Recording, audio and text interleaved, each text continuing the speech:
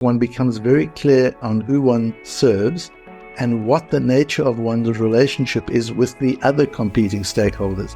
It becomes easier to get that North Star sense of doing the right thing. Am I doing the right thing for the next generation of leaders?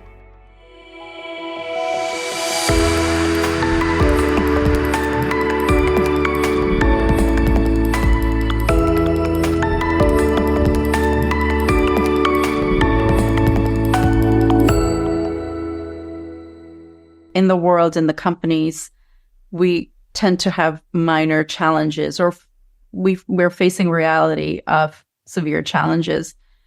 What are some of the qualities that are really important when there are devastating challenges? Or, in a company, it might be profitability. We might have to close down. We can't find employees.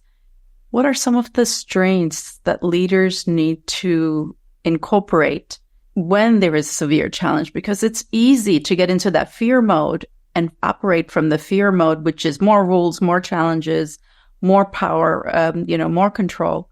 But there is that opposite, which is then most important. Can you speak a little bit to that? So, I think it's about a person having a mindset of an element of the infinite, that anything is possible, that there is not a limited pie that has to be shared out. We're living in a world, in a universe that is capable of enormous production.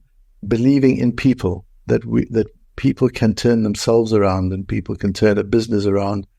Being willing to face discomfort and pain. I think if we're trying to, so as you talked earlier about pleasing people, and we're always going to try and find the easy way for ourselves or for others, we're going to miss the opportunities to grow. So to accept and embrace the struggles of growth, and to be able to take a bigger picture and have a North Star ability to say, am I doing the right thing? Am I doing the right thing in terms of my values and my beliefs? We're living in a very noisy world, and the noise is coming at us from all directions in all sorts of different platforms. Is coming to us in the form of people who are very confident that they have the answer to everything and they have the right view of everything. And we have to be able to check in with ourselves. What is my belief system? And am I doing the right thing? Being able to take sometimes to zoom out a little bit and say, not only am I doing the right thing in this narrow area, but am I doing the right thing in a bigger area? And to realize that stakeholders have opposite interests very often. It's very, very difficult for a business leader. It's okay when things are good and I can pay good dividends to my investors and I can increase salaries for my employees and I can increase prices to customers and nobody cares because there's plenty of money around. And we've come from that environment where money has been very abundant and cheap. And leaders who grew up in that environment are finding it very hard to adjust to an environment where money is expensive and where you have to make trade-offs. And that's where the leadership decisions have to be made. I've got to make a trade-off. I'm either going to pay the employees more or I'm going to be able to deliver returns to the investors. I can't do both. Which is the right thing for me to do? And right means morally and ethically right, and right from a business perspective as well. And being able to navigate the complexity of rightness. I think today altogether, we were talking about some of the political battles that are taking place today. I think it's much easier if we just ask ourselves, not am I conservative or liberal, or do I favor the Palestinians or the Israelis, or am I pro-Russia or pro-Ukraine? That gets very complicated. The first thing to clarify with oneself is, do I know the difference between right and wrong? Do I know the difference between good and bad? And am I willing to take a side for good? And that means there are times when I might be on one person's side, and there are times when that person does something terribly wrong, and I will not be on their side for that. It's not an alliance. It's a moral choice that needs to be made in the way we judge the actions of others. It's only our family that we love unconditionally. And even there come times where it's not unconditional, where a person might do something that shatters the love. And certainly when it comes to the world and to a business with stakeholders, am I willing to do that which is right, no matter how uncomfortable it is? Or do I want to just find the most comfortable path and wing my way through? I think those are the people who are finding it hardest. The people who have moral clarity are finding it easier to navigate complexity and confusion, because we're dealing with complexity and confusion, and there's no black and white answer out there. It has to be black and white for me, and that might be different for you, and that's okay. As long as I know that you're honest and integrous to who you are and me to who I am, we can then have a conversation about it and understand that we see the world differently. It's when we don't know the difference between right and wrong and good and bad that we get into really shady areas. That high integrity to self and accepting the integrity, whatever that might be for the other person, that's again a navigation and communication. And I have while you were sharing, there is a story that I have in mind. It's when I had visited India and there was a company that builds portable homes or buildings, and they had tons of people working for them. There were about 5,000 employees, and there was manual things that were happening. You know, they were carrying things from one area to another manually. And of course, the suggestion was, why wouldn't you innovate? You know, we have equipment, movers, you know, like we have other means to do this work. And they said, we choose this because we have tons of people that live in this world. And it's our moral responsibility to offer employment.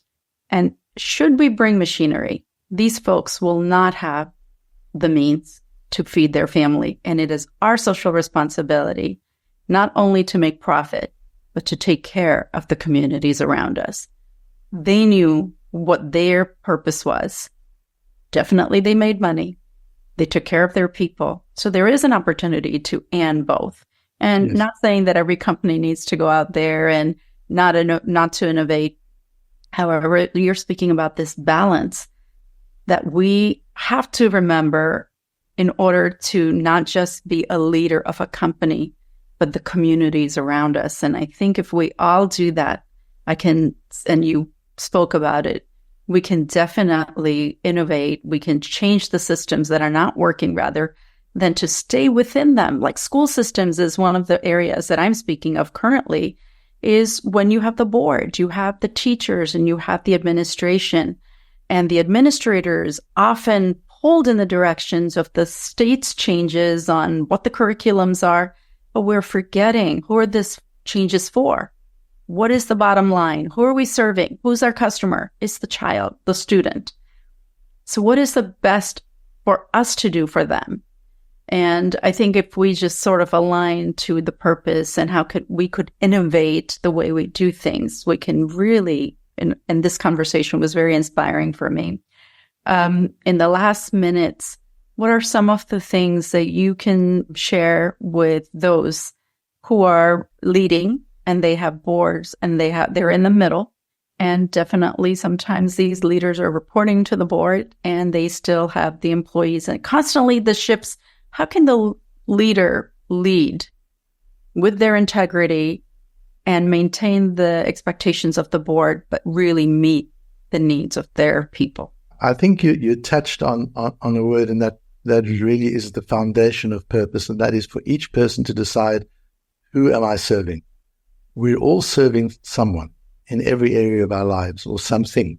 And to clarify that, to get very, very absolutely crystal clear on who I'm serving.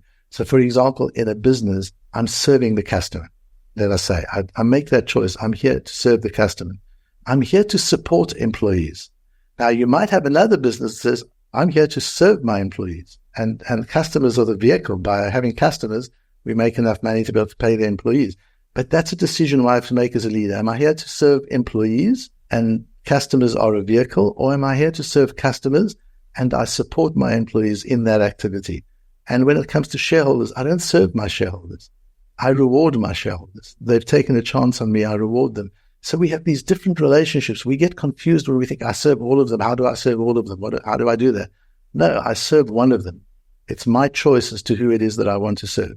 We all serve somebody. Some of us serve ourselves. And we become self-serving. You need to acknowledge that. I'm here to serve myself. I'm first in this. Then just acknowledge that. Just clarity on who I'm here to serve. So in the school system that you're talking about too, where it can be such a struggle, there should be no question. I'm here to serve the next generation of leaders. That's who I'm here to serve. Not even the students in front of me. I'm here to serve the next generation. How well am I doing that? I report to a board. That's not the same as serving a board. I do not serve you.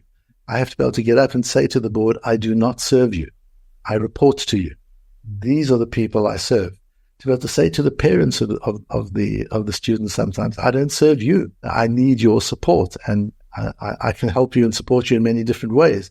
But my service is to the next generation of leaders, to the next generation of people. That's where I'm going to make the difference. So I think if one becomes very clear on who one serves and what the nature of one's relationship is with the other competing stakeholders, it becomes easier to get that North Star sense of doing the right thing. Am I doing the right thing for the next generation of leaders? Thank you, David, for speaking with us today.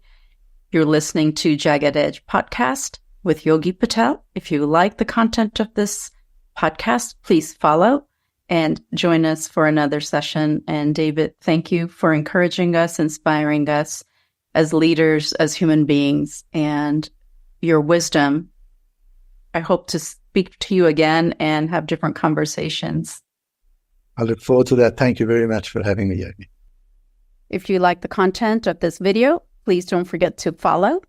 And also, if you want more information, visit the website, yogipateltte.com.